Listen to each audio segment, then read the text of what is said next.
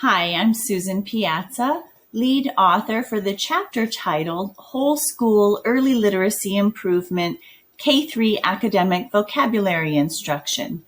This chapter was co-authored with my colleagues Sarah Summey and Robert Herrera.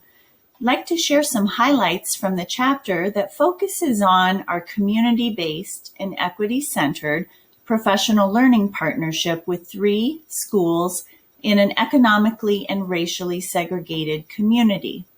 Our project goal was to improve academic vocabulary across all K-3 classrooms in this rural area. Too often, I think we as teachers and researchers fall into a deficit mindset around vocabulary instruction.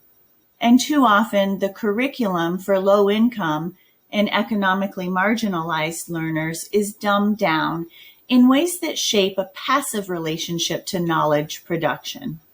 I'd like to pull out 3 of our chapter recommendations and help you think about how they may play out in your own setting.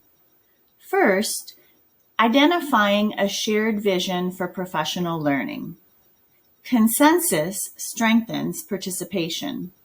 We involve parents, teachers, elected officials, business owners, and church leaders in our project. And we member-checked the needs assessment results with our stakeholders before making any assumptions. It's really important to make sure we keep our own biases in check. So what if you don't live in the community you're working in?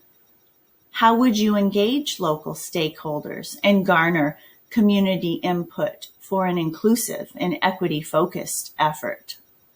How do you go about building trust and relationships? Next, it's important to establish structural supports for professional learning.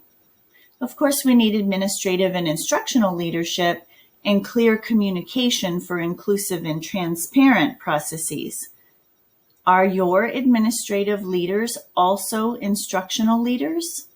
What are some of the creative ways that you find time for professional learning? Time, resources, and leadership are keys to success.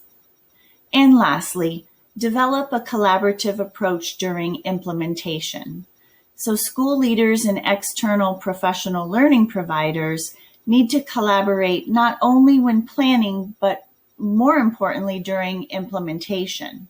Any outside consultant worth their weight should be working to put themselves out of a job so that school leaders and educators are able to sustain those efforts over time. Have you ever seen professional learning funds spent on materials rather than processes? What are some of the ways that you could ensure professional learning becomes sustainable over time? We wish you the very best as you're working to ensure equitable literacy outcomes in your own community. All the best from Piazza, Summey, and Herrera. Thank you.